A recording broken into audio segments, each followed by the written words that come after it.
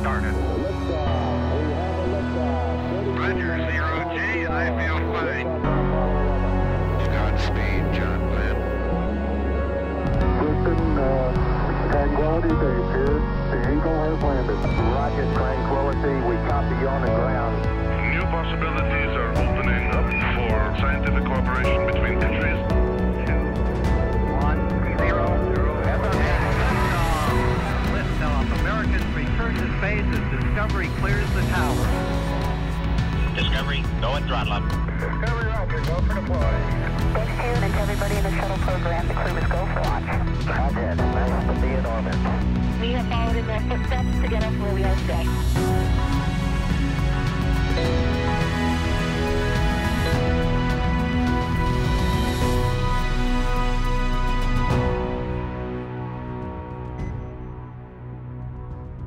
You're looking at a live view of the Dragon Endeavour spacecraft as we await its departure from the International Space Station on its way back to planet Earth.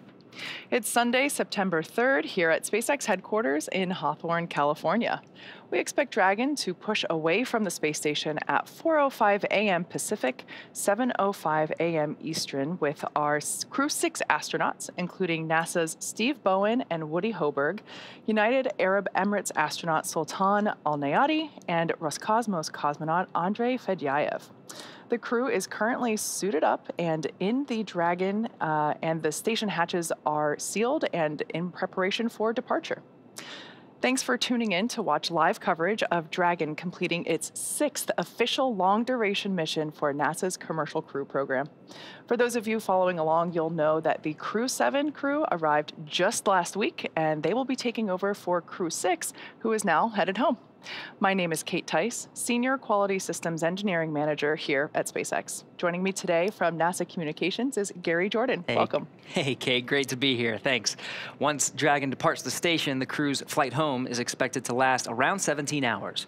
Shortly after separation, Dragon will use its Draco engines to thrust away from the station in a series of carefully choreographed maneuvers, up to 5 departure burns, to increase the distance between the spacecraft and the space station. Dragon will also execute a phasing burn to lower its orbit and line the spacecraft up with its landing location. Next on its trip home is deorbit, entry and landing, which covers all operations after the final departure maneuver. That includes trunk separation, closure of the nose cone, a deorbit burn, deployment of the drogue and main parachutes, and finally, splashdown, all off the Florida coast, at which point our teams will recover Steve, Woody, Sultan, and Andre. Dragon is targeted to splash down off the coast of Florida at 12:26 a.m. Eastern Time, 9:26 p.m. Pacific Time, followed by the crew getting picked up at sea by one of SpaceX's recovery vessels. Today on board the space station is Expedition 69 crew, led by Roscosmos cosmonaut and space station commander Sergei Prokopyev. Of course, just like its approach to the International Space Station, Dragon's departure and deorbit is designed to be fully autonomous, requiring no action from the crew on board. NASA astronaut Frank Rubio helped the crew members prepare for departure today and will be watching from the cupola, but the prime departure monitoring role falls on Steve Bowen and Woody Hoburg from inside the Dragon. Mission controls in Houston and Hawthorne will back them up. Let's go over to Leah Cheshire at the NASA Johnson Space Center to talk a little bit about how the space station crew has been preparing to send the crew home and what we can expect from here until Dragon departs from the station. Leah. Thanks, Gary, and welcome to the International Space Station Flight Control Room at the Johnson Space Center in Houston, Texas. The flight control team is primed and ready for this morning's undocking operations. Today's Orbit 1 team is being led by NASA Flight Director Pooja Jasrani, and the Capcom, the person speaking with the astronauts on the International Space Station, is David Brenna. Since Crew-7's arrival just last week, it's been a busy week during our direct handover. Over the last several days, the astronauts worked to pack Dragon full of cargo for the return journey. Along with the crew, Dragon will return cargo back to Earth, which includes some samples for continuing human research and some hardware and other items. Earlier today, Jasmine Mobelli and Andy Mogensen worked to move cold bags and polar freezers, which store cold research samples and scientific experiments, in Dragon Endeavour. All of this cargo is offloaded after we get the crew out following splashdown, and those scientific samples will be sent to researchers for final analysis, some of those samples being received by those researchers even within just a few hours after splashdown.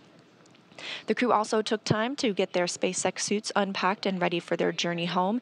And since getting the hatches closed this morning, that Dragon hatch closer coming at 4:19 a.m.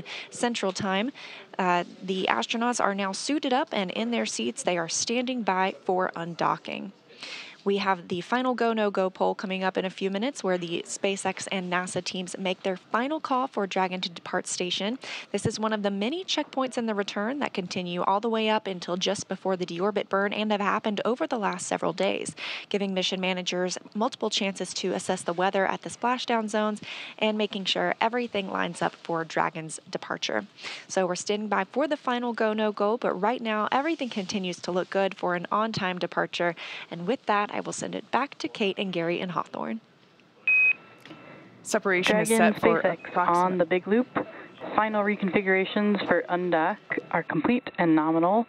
NASA and SpaceX teams have both pulled go for the undock sequence start at 1100 UTC. Please confirm that your visors are down and crew are ready for undock and departure.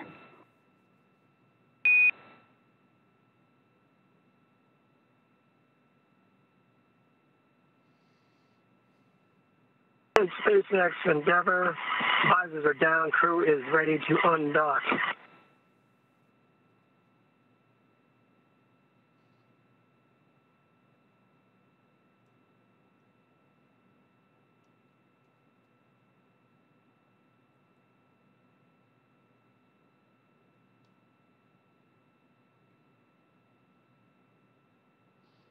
All right, so as we just heard moments ago, we got confirmation that Dragon completed its final configuration and that mission operators are go for the undocking procedure, so that's great. So just like its approach to the International Space Station, Dragon's departure and deorbit is designed to be fully autonomous, requiring no action from the crew on board, which is typically faster and easier this time around since the crew won't have the option to stop at waypoints like we see at when the vehicle arrives. Once the undocking sequence is complete, Dragon will use its Draco engines to thrust away from the station in a series of 5 departure burns, which are carefully choreographed maneuvers that will increase the distance between the spacecraft and the space station. From there, a phasing burn will place Dragon on a trajectory back to Earth. Wrapping up its trip home, Dragon will go through deorbit, entry, and landing, which covers all operations after that final departure maneuver. That includes trunk separation, a deorbit burn, closure of the nose cone, deployment of the drogue and main parachutes, and finally, splashdown off the Florida coast, at which point our teams will recover the Crew-6 astronauts inside Dragon from the water. So as we just heard moments ago, that mission operators have pulled go for undocking. So as you will hear throughout the webcast, both as we approach the station and depart, everything is very carefully choreographed. There's a series of checks to make sure that we are go to proceed to the next step. And in this case, that next step is undocking. That's right. And that will actually initiate the go for undock right at 4 a.m. Pacific time. And we're waiting for that undocking sequence to begin. So once that happens, it'll take less than 5 minutes or so for the Dragon to physically separate from the International Space Station, which has been its home for 6 months. The first step in the automatic undocking sequence is for the umbilicals to retract. These umbilicals connect Dragon systems to the space station. They transfer power, telemetry, and commands between the two vehicles throughout Dragon's stay. Once that's complete, Dragon will unlatch itself from the space station by releasing the 12 hard capture hooks and that will occur in 2 separate phases. All of that combined will take roughly 4.5 minutes. Then Dragon will be ready to depart from station and begin to move itself further and further away by using its thrusters. That's right. Dragon's initial departure from the station is a little different from other docked vehicles like the Soyuz that rely on springs to push them away from the docking port. Dragon executes 2 short thruster firings to undock using a combination of the 12 Draco engines surrounding the base of the capsule, with the first breaking any stiction between Dragon and the docking port, and the second slowly backing the spacecraft away. And we're expecting the call for the undocking sequence to begin in the next few minutes or so. All right, so before they depart the station, let's take a moment to get to know the crew that we're bringing home today. First is Captain Steve Bowen, who hails from Cohasset, Massachusetts, and is married with 3 children. He holds the title of the first U.S. Navy submarine officer to be selected as a mission specialist by NASA. Bowen is also a veteran of 3 previous NASA space flights, including space shuttle flights on STS-126, 132, and 133. During those missions, he and his crew expanded the living quarters of the International Space Station, delivered an integrated cargo carrier, and the Russian mini research module.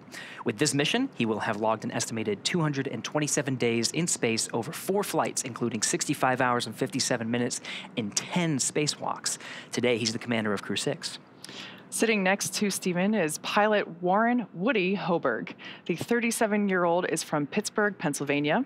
He studied aeronautics and astronautics from MIT before getting a doctorate in electrical engineering and computer science from University of California, Berkeley. During grad school, Hoburg worked as an EMT with the Yosemite Search and Rescue. Crew-6 has been Hoburg's first flight since NASA selected him to be an astronaut in 2017.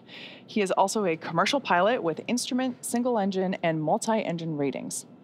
As pilot for Crew-6, he is responsible for spacecraft systems and performance. Aboard the station, he served as an Expedition 68 and 69 flight engineer and is coming home with 186 days in space and 11 hours, 38 minutes of time outside the hatch on 2 spacewalks. In the role of mission specialist is astronaut Sultan Alneyadi. He was chosen by the Mohammed bin Rashid Space Center of the United Arab Emirates to be a part of Expedition 68 and 69. The father of 5 spent most of his life in Al Ain and Abu Dhabi, but in 2020 traded that in for astronaut training in Houston at the NASA Johnson Space Center. For this has been his first trip to space, so he now also has 186 days in orbit. Additionally, he went on 1 spacewalk, totaling 7 hours and 1 minute. It was also the first trip to space for the second mission specialist, Roscosmos cosmonaut Andrey Fedyaev. Andrey was selected as a cosmonaut back in 2012. He will monitor the spacecraft during the dynamic re-entry phase of flight.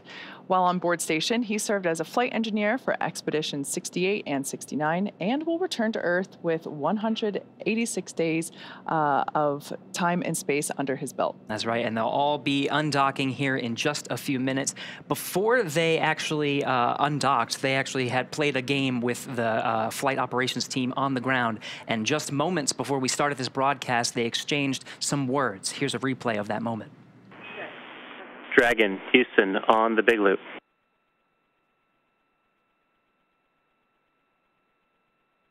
Houston Dragon, go ahead. Hey, we're still about 45 minutes from undock, but before we get busy, we just want to say, wow, can you believe it's already time to leave? We can't.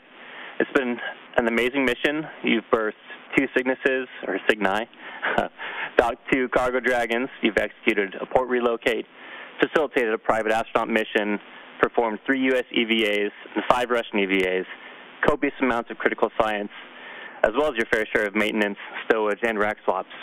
And we didn't really want to mention it, but you also mastered us in chess a few times, too. So you're truly space kings. You've done an incredible job, and to say it's been a pleasure to support you guys during this mission would be an understatement. Let's send you guys home.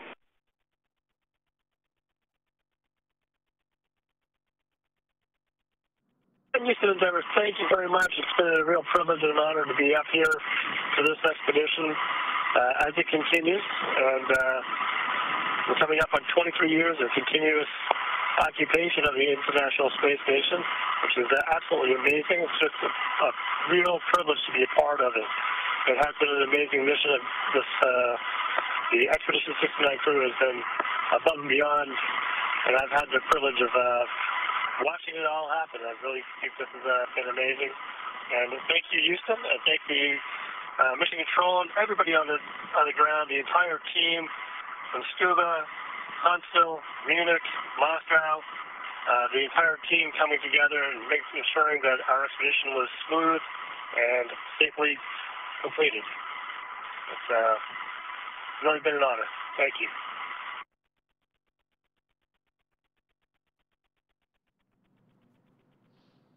So for those of you just for those of you just tuning in, we are standing by for the command of the undocking sequence. Again, this is an autonomous sequence that Dragon performs once commanded to do so. Undock sequence commanded.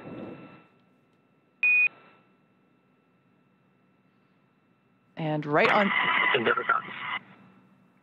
time, there's that call we were standing by for to basically command Dragon to begin the undocking sequence. With Dragon now getting ready to undock, let's head over to Leah in Mission Control at Johnson Space Center.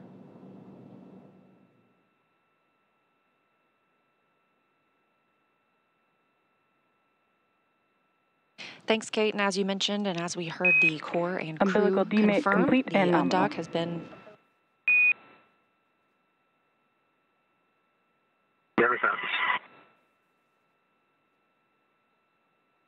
Undock has been commanded, and the umbilical, which provided power to Dragon from the International Space Station, has been detached as well. Now the undock command has been sent. However, we are standing by. This process takes a few minutes. This is a process of 2 sets of 6 hooks each, so 12 hooks in total that we'll need to retract. Those first set of hooks are in motion. We will be looking for a confirmation when that's complete before the second set begins retracting as well.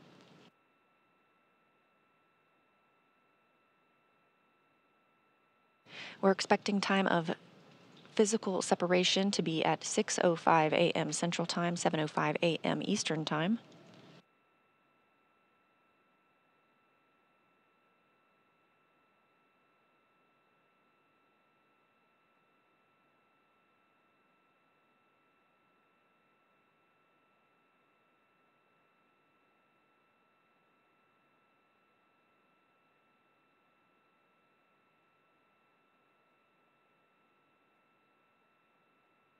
Quiet here in Mission Control Houston as teams continue monitoring the departure of Dragon Endeavour.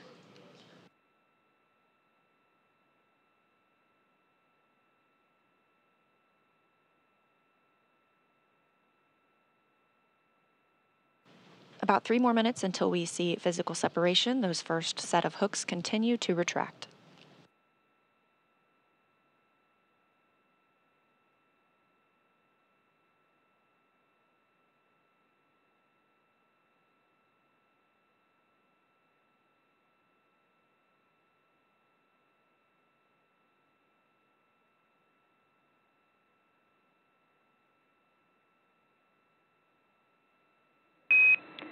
First set of hooks open and nominal. Never touches.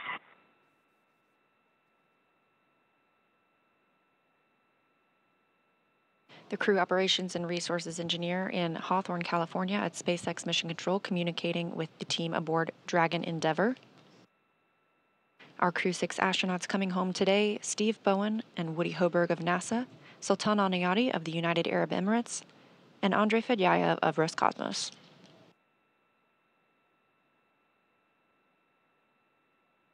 The second set of 6 hooks continues to retract.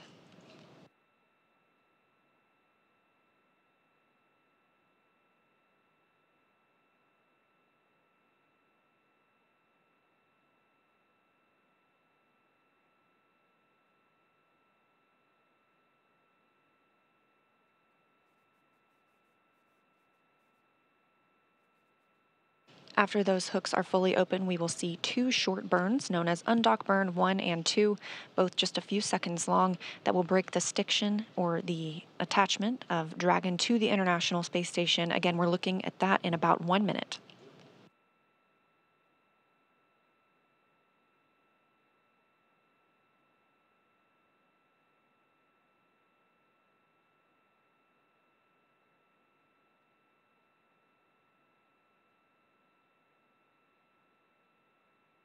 Second set of hooks continue to retract.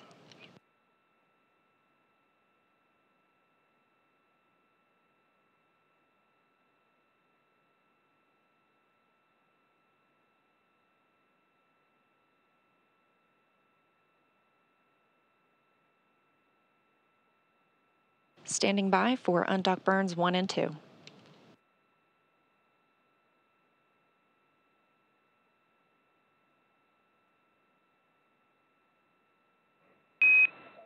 All hooks open and nominal.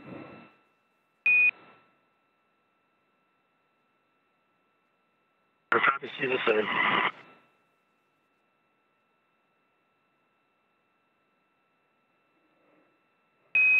And Dragon separation is confirmed.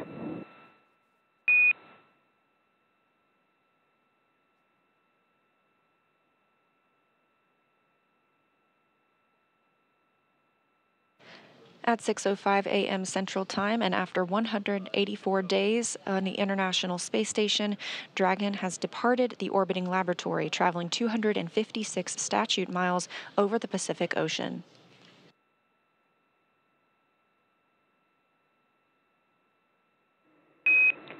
Depart burn 0 complete.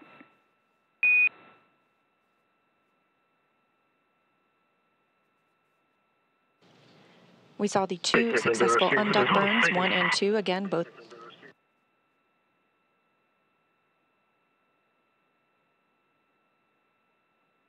of the undock burns just a couple of seconds long, as well as confirmation that the depart burn is complete as well.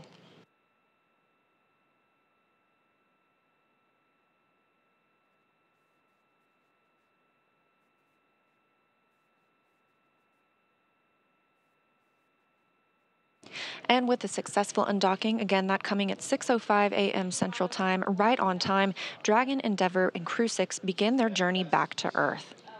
We're still monitoring from the International Space Station Flight Control Room here in Houston, but to give us perspective from the other side of the operations, I'll toss it back to Gary and Kate in Hawthorne. All right, thank you, Leah, for taking us through that. Yeah, we had physical separation right on time, 4:05 a.m. Pacific Time, 7:05 a.m. Eastern Time. You can see we're at a nighttime view as the station and Dragon pass over the Pacific Ocean.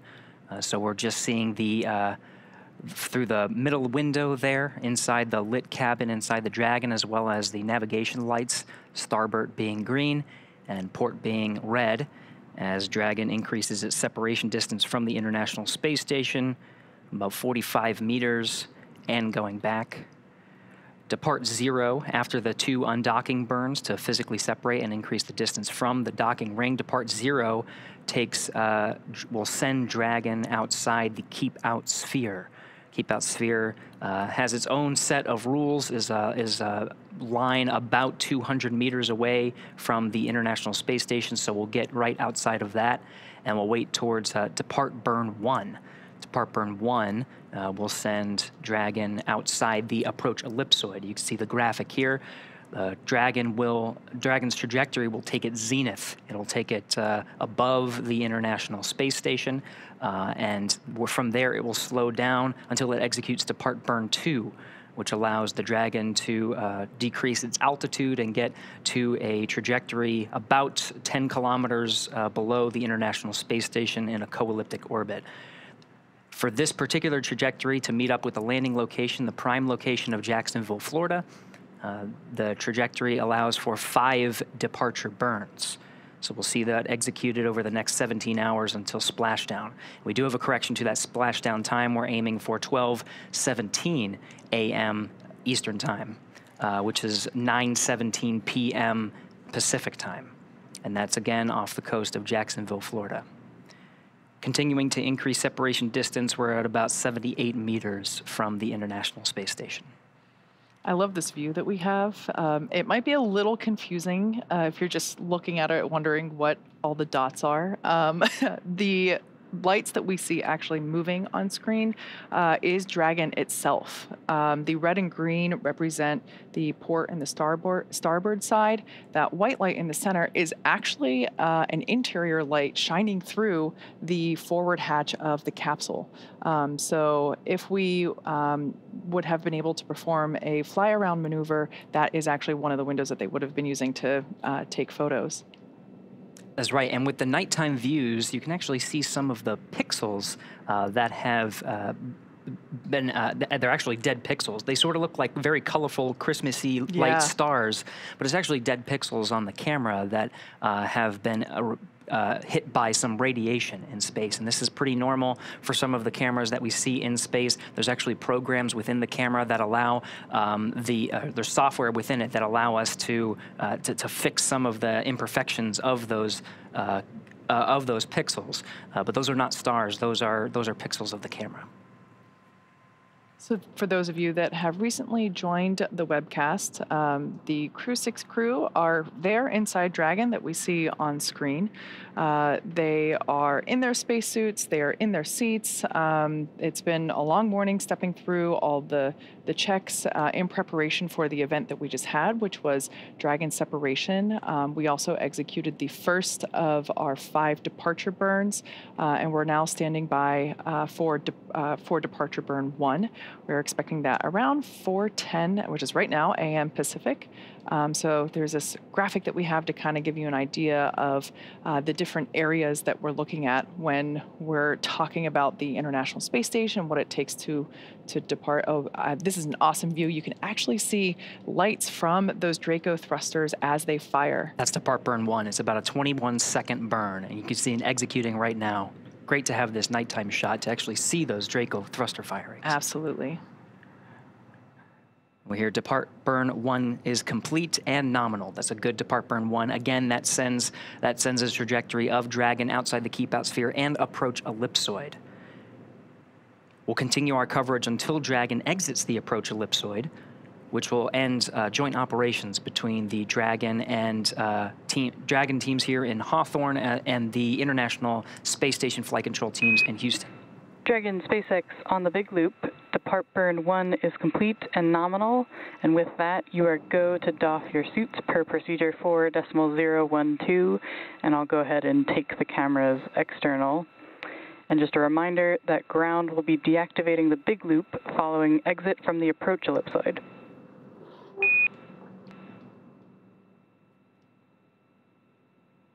Is moving into suit doffing, spacing for the cameras, and thank you, ISS. It's been an amazing 6 months. It's Crew-7 and 69 Soyuz, continue Expedition 69 into for 70. Enjoy your visit, and we'll talk to you back on Earth. And Dragon Station, we copy. We're going to miss you guys, but it's good to see you go and get back to your families. Great job on the mission. Godspeed, and we'll see you splashing down safely here in about 17 hours. Great job.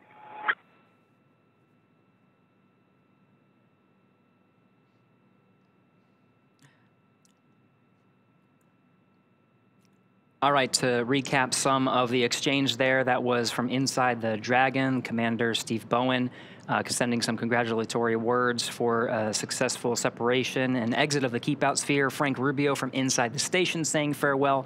On the big loop, this is an audio configuration that allows both teams on the ground, the teams in Houston as well as Hawthorne, and the 2 spacecraft in orbit, the Dragon and the International Space Station, all to talk on one communication loop.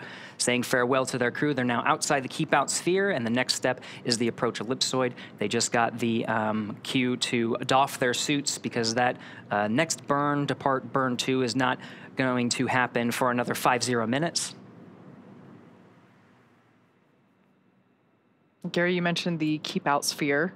For those that might be unfamiliar with approaching or departing the International Space Station, it is an imaginary sphere, obviously nothing physical out there, but it's, as you can see there on your screen, as the name indicates, that is the sphere that you have to have, there's a check to enter the keep-out sphere as you approach the International Space Station. It's basically this imaginary sphere about 200 meters all around the International Space Station, and as Gary just said, we are now out of it. That's right, and that next sphere outside of that is the approach ellipsoid. Each of them has sort of a set of its own rules, the keep-out sphere and then the approach ellipsoid. That approach ellipsoid is 4 kilometers by 2 kilometers by 2 kilometers, and once the spacecraft is outside of that imaginary line, it has to be on what's called a 24-hour safe free drift trajectory. So that means the spacecraft wouldn't cross into the approach ellipsoid and risk any recontact with the International Space Station for at least 24 hours, even if it lost all maneuvering.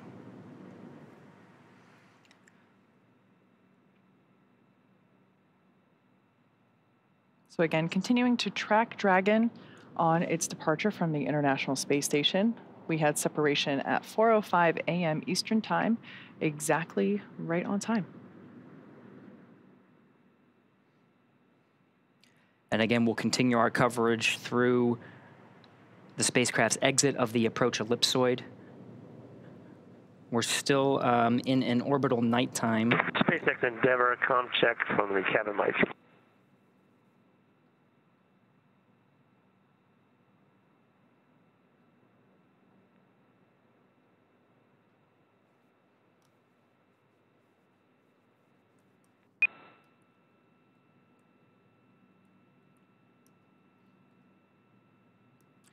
And again, we have you loud and clear as well. The big loop configuration allows, again, the two spacecraft in orbit, the Dragon that you see from this screen from one of the cameras on board the International Space Station. It's hard to see because we are in an orbital nighttime, so you can just see the navigation lights as well as the lights from the interior of the cabin through the center window there with the open nose cone. But everyone is talking, and that's part of the configuration once we're inside these joint operations spheres. We've been talking about the keep-out sphere, the approach ellipsoid. That big loop will be deconfigured shortly after exiting the approach ellipsoid, and the Dragon crew will just be operating on what's called Dragon to ground. It's a communication link between the inside the Dragon capsule and the teams here in Mission Control in Hawthorne. As we heard before, the crew got the okay to doff or take off their suits. This allows them to be a little bit more comfortable in their seats, and as we go through the next phases, as you also heard on comms, it's about a 17-hour trip from undock to splashdown. So they don't need to wear their suits the whole time, and so right now we are tracking Dragon here on this shot, and the crew is doffing their suits and standing by for the next phase. Once again, we are standing by to exit the approach ellipsoid, which, as Gary mentioned, another imaginary shape out there by the ISS, measuring 4 kilometers by 2 kilometers by 2 kilometers.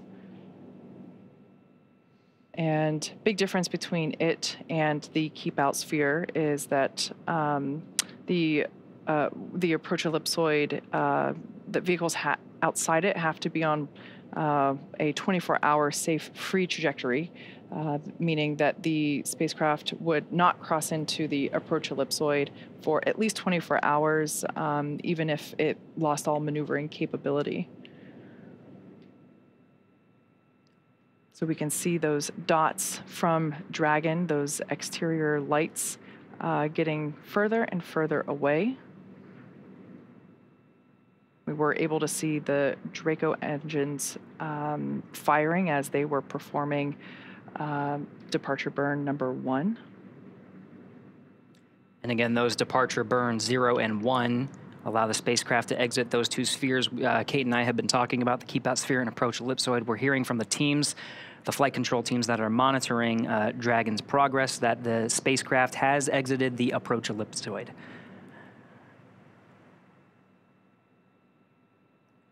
So again, the crew has doffed their suits. It allows a little bit more comfort as they begin their journey, which will take more than 17 hours from the time of undocking to the time they actually touch down in the Atlantic coast. It'll allow them time to eat, to sleep, to be comfortable, and enjoy the ride. So take their last looks at planet Earth from their vantage point. That's right, exactly. Well, now that NASA astronauts Steve Bowen and Woody Hoburg, Emirati astronaut Sultan Alneyadi, and Rocosmos astronaut Andrey Fedyaev have departed the International Space Station, as you can see with that great half-lit shot there on your screen. It will take them about 17 hours until they're back on Earth. The crew is currently doffing their spacesuits to settle in for the flight home. And today, Dragon is targeted to splash down off the coast of Florida, as Gary just said, at 9:17 p.m. Pacific on September 3rd, or 12:17 a.m. Eastern, September 4th. And that will be followed by the crew getting picked up at sea by one of the SpaceX recovery vessels. As they rest up, our teams here will continue to keep an eye on the weather to ensure a safe return to Earth for Dragon and our Crew-6 astronauts. And though our coverage here in Hawthorne is wrapping up for tonight, we will turn it over to the NASA team in Houston to take us through the next phases of the Crew-6 mission. Our friends at the Johnson Space Center will provide continuous live audio-only coverage along Crew-6's journey home until we rejoin approximately an hour prior to splashdown. You can find the audio-only link by visiting nasa.gov/live and clicking the mission audio link, or by searching NASA's Mission Audio Live feed on YouTube. Meanwhile, we will rejoin for live visual coverage starting roughly 1 hour prior to splashdown. As always, you can find mission updates on X at NASA, at SpaceX, and on the web at nasa.gov. Thanks for watching, and we'll see you real soon.